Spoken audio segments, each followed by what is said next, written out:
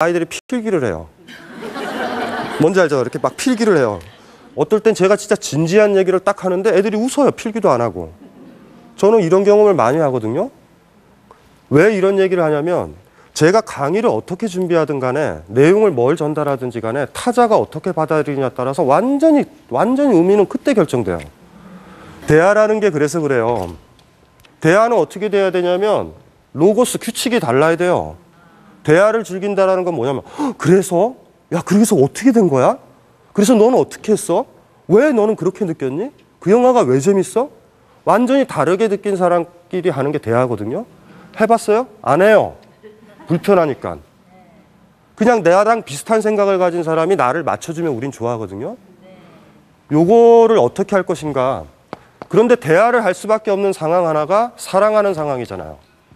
누구를 사랑했는데 그 사람에 대해서 아는 게 하나도 없을 때 없잖아요. 음식을 뭘 좋아하는지, 영화를 뭘 좋아하는지, 음악을 뭘 좋아하는지 모르잖아요. 모르는 상태에서 대화를 하는 거거든요. 그래서 장자의 정신 중에 하나가 대화의 정신이에요. 나와 삶의 규칙이 다른 타자니까 나와 사유 패턴, 정서적인 거 달라요. 그 사람과 대화를 해야 된다. 독백을 하면 어떻게 돼요? 파괴하죠. 사람을 파괴해요. 그래서 우리가 오늘 살펴볼 조삼모사 이야기의 핵심은 어떻게 하면 나와 삶의 규칙이 다른 또 전제 하나, 내가 사랑하고 있는 타자와 대화를 할 수 있을 것인가. 이 얘기가 이제 우리가 오늘 살펴봐야 될 이야기예요. 한 남자가 원숭이에게 도토리를 주면서 아침에 셋, 저녁에 넷을 주겠다고 제안하자 원숭이들이 성을 냈다.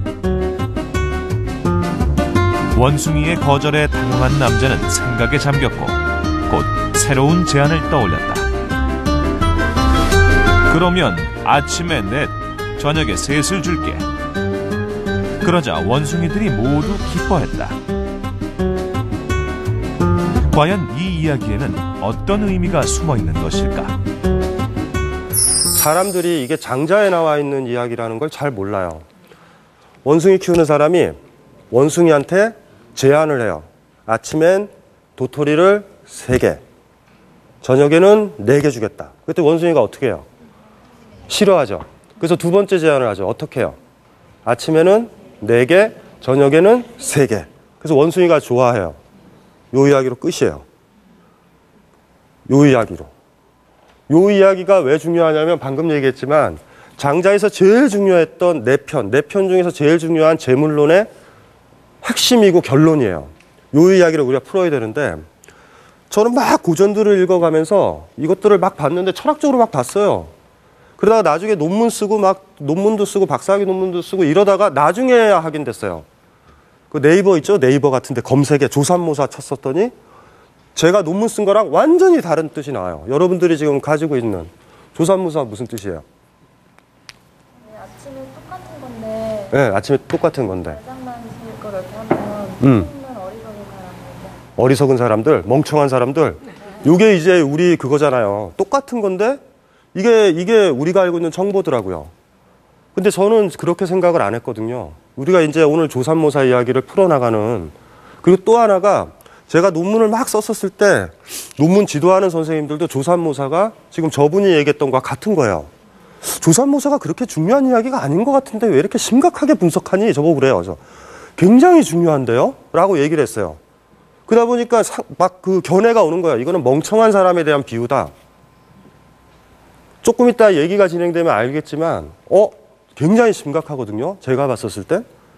근데 다행스러운 게 시간이 한참 지나서 제가 논문 쓰고 막 뭐 어떻게 하겠어요. 뭐 논문 쓰면은 여러 선생님들 얘기를 많이 들어야 되는데 뭐 듣고 뭐 이래더라도 납득 안 되는 건 조삼모사 이야기예요. 그러다가 제가 백남준 선생 알죠? 비디오 아트.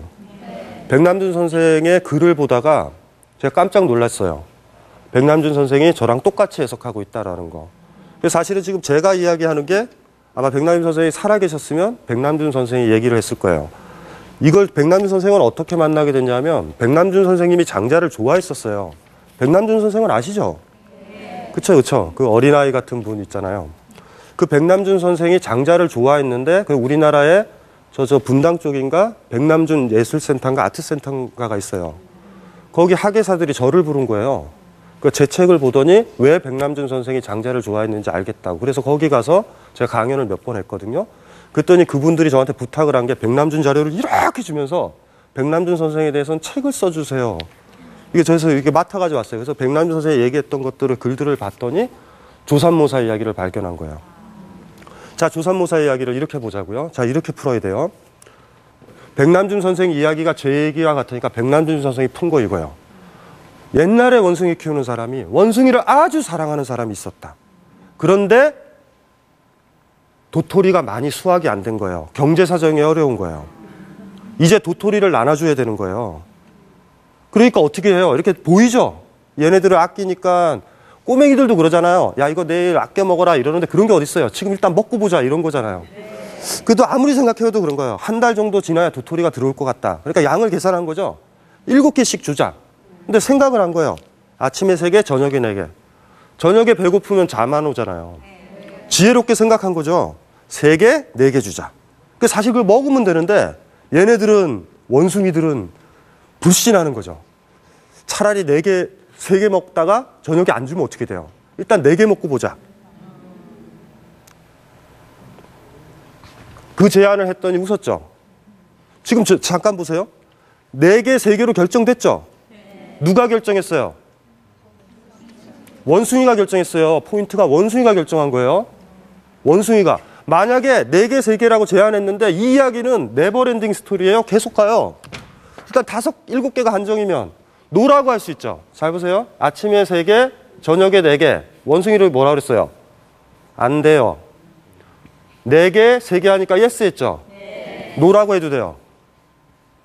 이 이야기는요. 그러면 다음 제안이 뭐겠어요? 5개, 2개 가요. 노라고 하면 어떡할래요? 이때부터는 이제 고민에 빠지는 거예요. 원숭이 키우는 사람은. 얘네들이 저녁에 잠을 어찌 자려고 지금 이러느냐. 어떻게 해요? 노라 그러면. 그 다음 뭐예요?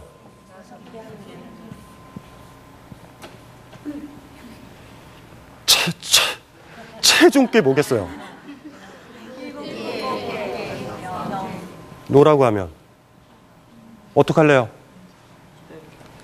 다음 날 거 들어가는 거예요. 땡기는 거예요. 이 이야기가 가진 파괴력은 여기에 있어요. 어리석은 사람은 등장하지 않아요. 아무도 어리석지 않아요. 여기서는. 만약에 원숭이들이 어리석다라고 볼 수는 있어요. 왜 자기를 사랑하는 저 사람 말을 못 알아들을까? 근데 이거 진짜 힘들지 않으세요? 이거? 원숭이 키우는 사람이요. 이 제안을 하는 거예요. 대하거든요. 왜요? 처음에 이거 옳다고 했죠. 옳다고 생각했죠. 옳다고 생각해서 최선을 다해서 제안한 거예요. 이게. 두 번째도 옳다고 생각해서 제안한 거예요. 그런데 이 옳다고 생각하는 거를 포기하죠. 그 다음에 이거 제안하고 요것도 포기하고 이렇게 제안할 준비가 되어 있어요. 노나라 임금은 어땠어요?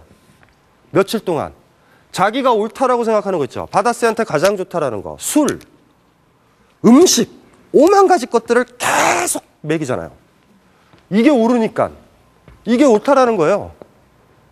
그러니까 이제 이 얘기, 아까 바다새 이야기 끝나고 조삼모사 이야기에서 장자가 흥미로운 얘기를 하는 거예요. 해피엔딩은 뭔지는 몰라요. 미리 모르니까. 첫 수업 시간에 송나라 상인 이야기 기억나죠? 송나라 상인이 모자를 팔러 갔는데 월나라에 갔더니 문신을 하고 있어서 모자를 못 판다라는 얘기. 그것 때문에 타자에 대한 얘기 했었잖아요. 그쵸? 송나라 상인이 미리 모르죠? 미리 몰라요? 그러니까 장자를 막 초월적인 신선이나 절대적인 진리를 알고 있는 사람이라 착각하는 사람들은 장자를 사실 거의 독해할 수 없어요. 요거 바로 이거요. 이렇게 계속 제안할 수 있는 것.